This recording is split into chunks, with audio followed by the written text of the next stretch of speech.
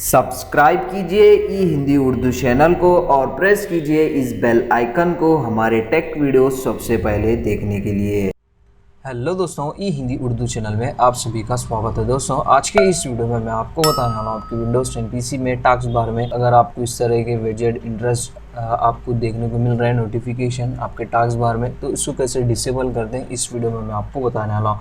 तो एक्चुअली इस तरह के जो विजेट्स है दोस्तों, इस तरह के जो नोटिफिकेशन है, आप जो है लेटेस्ट वर्जन में अगर आपका विंडोज़ 10 अपडेट किया है उसके बाद ही आपको जो है दोस्तों इस तरह के विजेट नोटिफिकेशन इंटरेस्ट जो है देखने को मिल रहा है। अगर आप उसको डिसेबल करना है, बहुत सिंपल मेथड है।